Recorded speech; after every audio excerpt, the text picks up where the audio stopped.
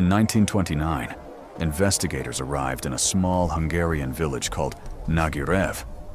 What they found would become one of the most disturbing discoveries in European criminal history.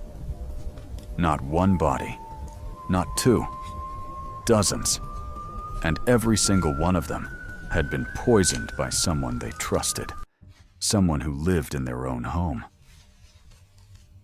To understand how this happened, you need to go back 15 years, to 1914, to the day the men of Nagyrév boarded the trains and went to war.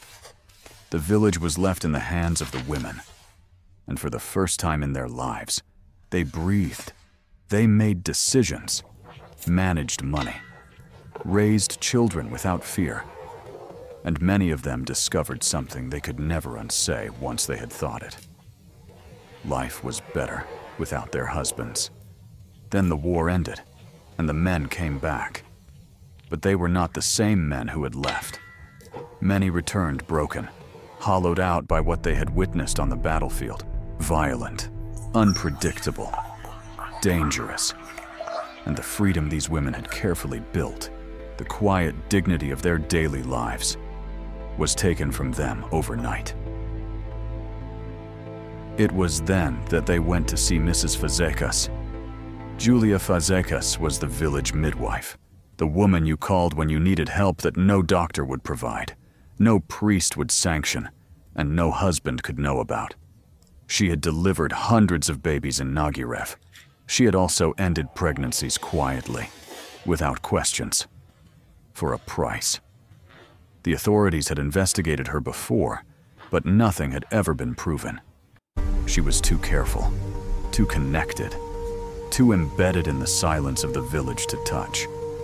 When the women came to her with their bruises, their fear, their desperation, Mrs. Fazekas listened, and then she looked at the walls. The wallpaper in Hungarian peasant homes of that era was printed with cheap floral patterns, beautiful, delicate, and made with arsenic-based dye. Mrs. Fazekas taught the women how to peel the strips carefully from the walls, how to boil them slowly over a low flame, how to skim what rose to the surface. A clear liquid, odorless, tasteless, and in the right dose, completely undetectable by any doctor of that era. They called it the arsenic of grace. The first to die were the violent husbands, men who came home drunk and raised their fists, men who had turned their families' lives into a daily act of survival. These men sat down for supper one evening, grew ill over the following days, and were buried before anyone thought to ask questions. Their wives wept at the graveside and went home to sleep without fear for the first time in years. Word traveled the way secrets always travel in small villages.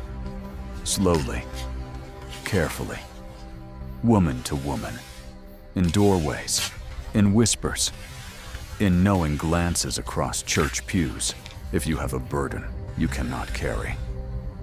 See Mrs. Fazekas. And so they came.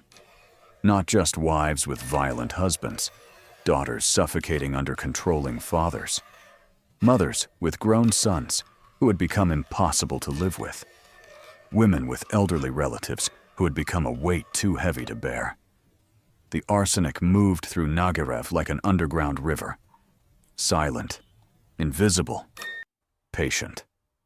And the cemetery grew. One wooden cross after another, each one a sudden mysterious illness, each one mourned publicly and privately celebrated in the dim light of a kitchen that was finally, for 15 years. No one said a word, because in Nagyrév there were almost no innocent people. The women knew, the neighbors suspected, the priest buried the bodies and asked no questions, and the village held its breath, year after year, death after death. Until one morning in 1929, an anonymous letter arrived on an investigator's desk. It said only this: the dead of Nagyrév did not die of illness.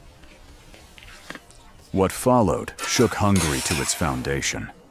The investigators who entered that village were not prepared for what they found. Body after body was pulled from the earth, each one telling the same story in the language of chemistry. Arsenic. Concentrated. Unmistakable. Proof of something that had been hiding in plain sight for 15 years. The interrogations began, and one by one, the silence cracked. Some women confessed immediately, broken by guilt and the weight of years. Others denied everything until the evidence was laid before them. A few said nothing at all, and never would. Mrs. Fazekas, seeing the walls closing in around her, made one final decision. She swallowed her own poison before the police could reach her door.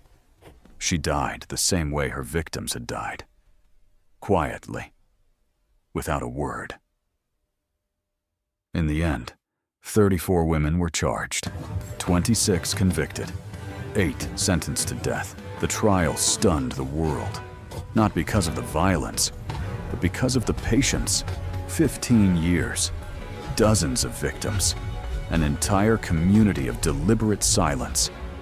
History had never seen anything quite like it, and history has never quite decided what to make of them. Were they monsters who murdered without conscience? Or desperate women trapped in a world that gave them no language, no law, and no exit? The answer lives somewhere in the silence between those two questions. And Nagyrév, that small forgotten village on the Hungarian plains, has never quite left that silence behind. On quiet nights, in the houses that still stand, some say you can still hear it. The sound of a spoon, stirring a cup of tea, waiting, patiently, for the next guest. Subscribe now, because next week we follow the fog into Victorian London, to a case so disturbing, so methodical, so perfectly unsolved, that not even Scotland Yard could explain it. The Thames Torso murders. You will not sleep well after this one.